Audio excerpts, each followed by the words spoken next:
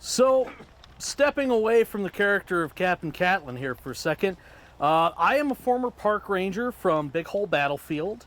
One of my specialties that I did when it came to research was the Bitterroot Volunteers. So Catlin was a familiar figure for me, and when I found out that he was buried here in Missoula, I just had to tell the story. He's not exactly the greatest person in the world, but he's not a horrible person either. He's a complicated individual of the 19th century with a very fascinating story. One that is filled with adventure, tragedy, and goodness in between. So, stepping back in time and into character here, I believe an introduction is in order, folks. Captain John Catlin at your service. Now, there's a lot of things that go into a life. And I don't mean to bore you with the early details of my rather quiet childhood on a farm in Indiana. But like many men of my generation, our great excitement in life began in the spring of 1861. Now, you folks are well read up on your history, I take it, right? Sure. What was going on in this country in the spring of 61? Civil War. The Civil War. Now, I believe in a few things in this world. I believe in the Union. And I believe that quitters are some of the worst scum on this earth. And I believe that those rebels were scum and quitters.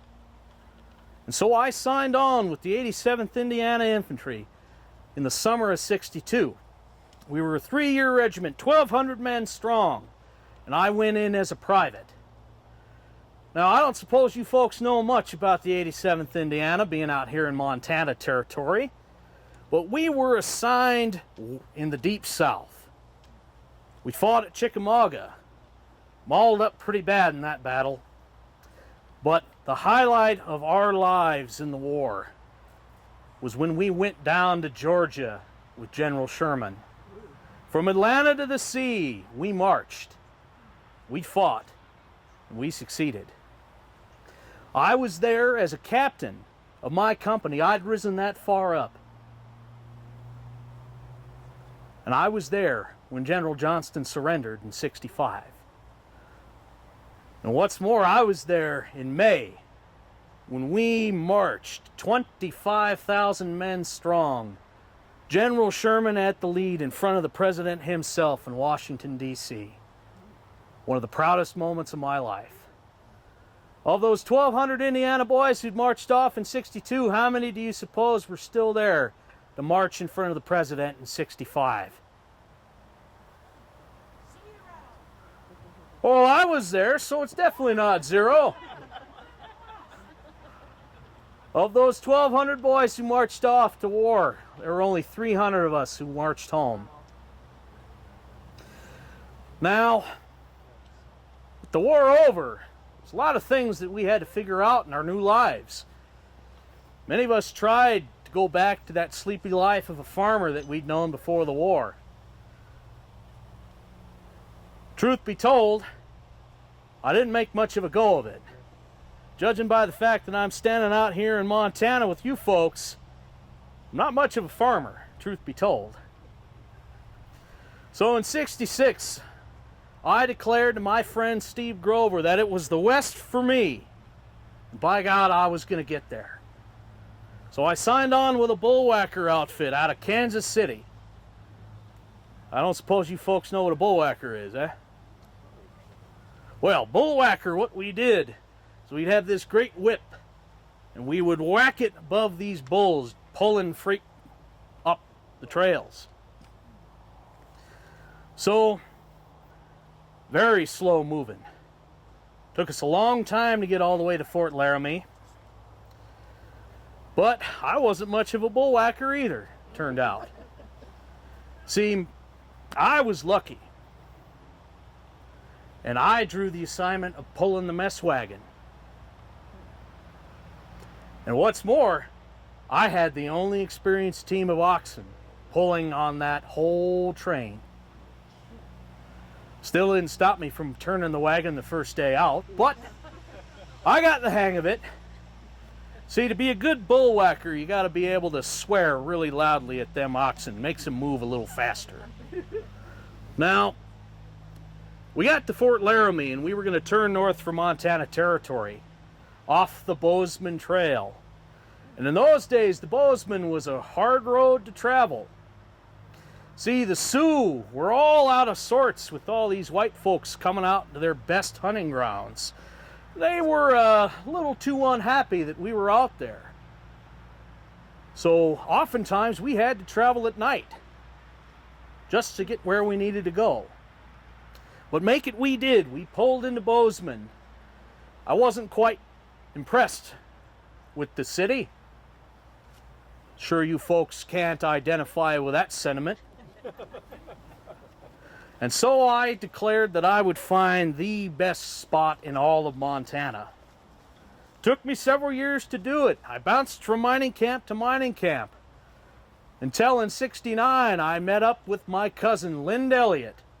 You see, Lind and his family had come out to a place called the Bitterroot Valley in '64. They were some of the first settlers in that valley. And they'd established this big corral near where Hamilton is today.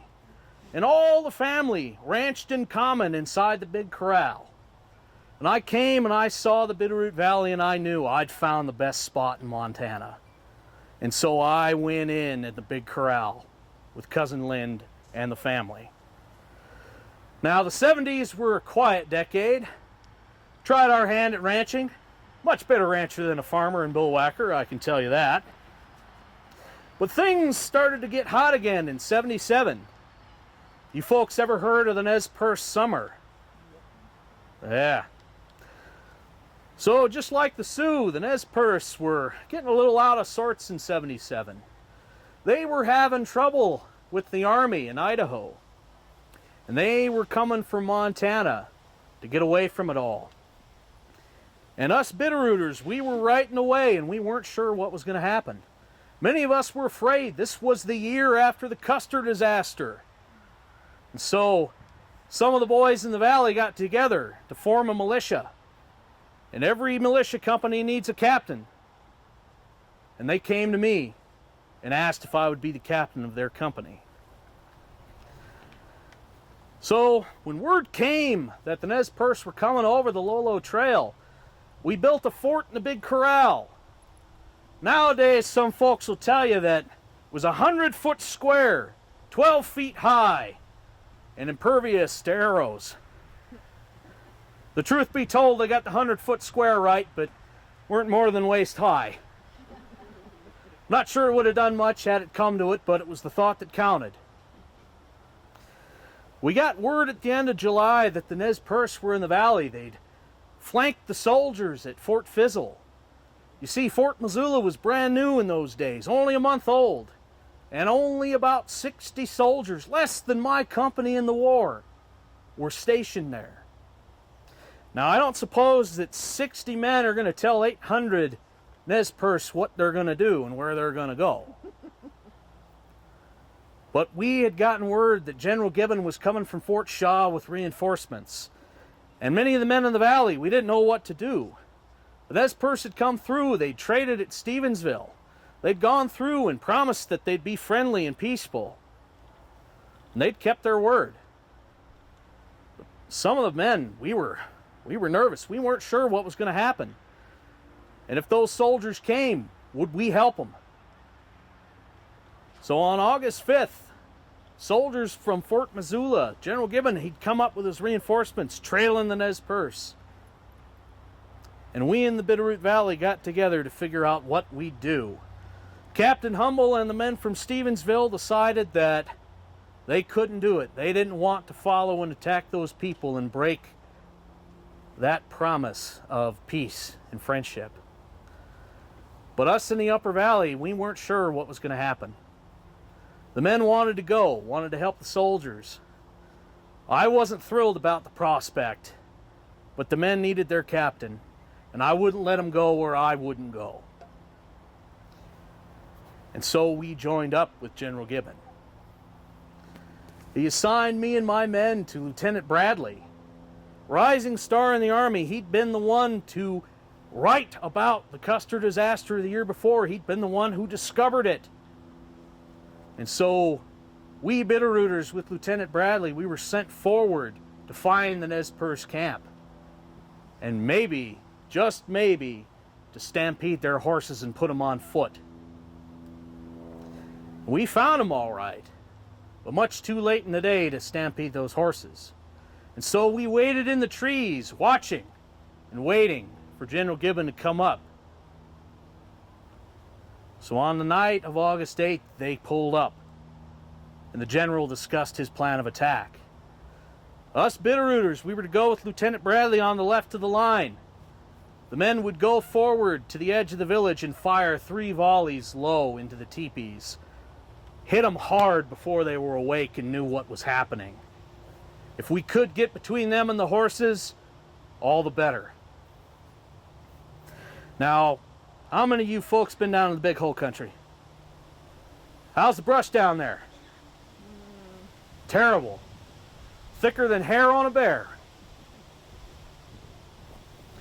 Now try and imagine going through that without making a sound. Pitch black darkness in the middle of the night.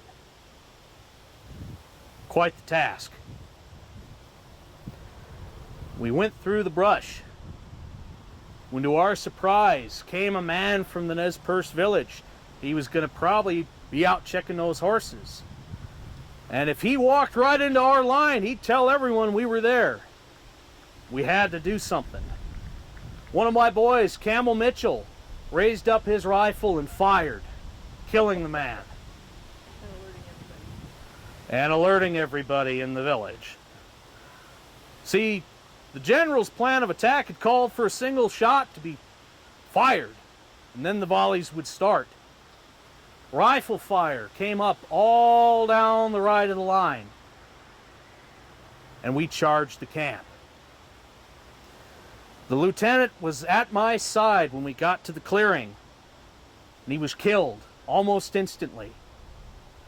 Not having any tie to the Army anymore, and being on the far end of the line, I wasn't sure what to do.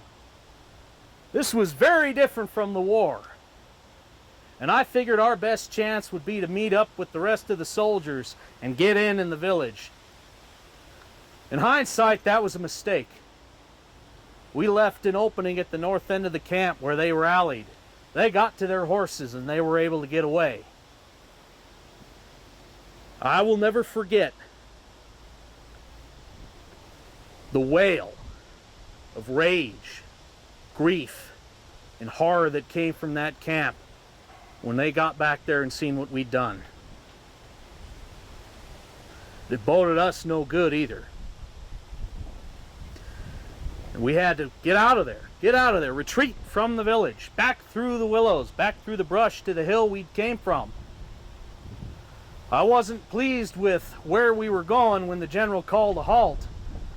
It was an awful piece of ground. But dig in was what we had to do. Now, finding ourselves in an ideal military position, that is, surrounded, we dug in with whatever we had. The soldiers, they had these trowel bayonets. Looked like something you'd go out in the garden with. And they started digging rifle pits. Now we Bitterrooters, we didn't have any trowel bayonets. All we had was the knives and spoons out of our kitchen supplies. I don't suppose any of you have ever tried to dig a rifle pit deep enough for you to crawl into with a kitchen knife.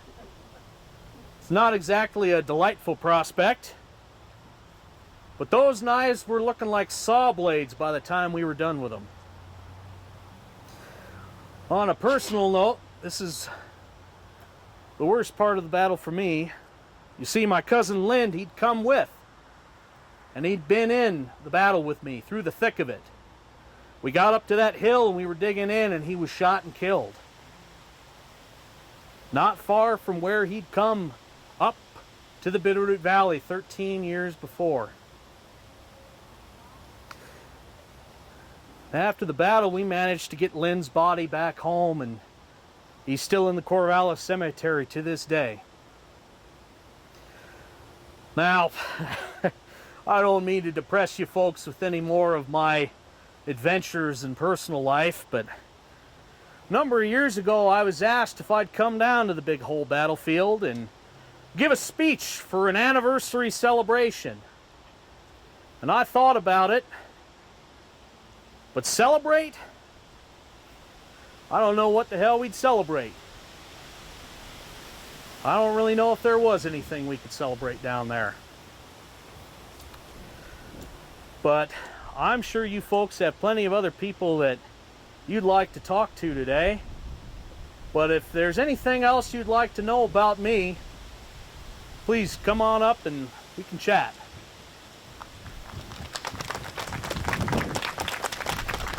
So what did you do after the Indian War?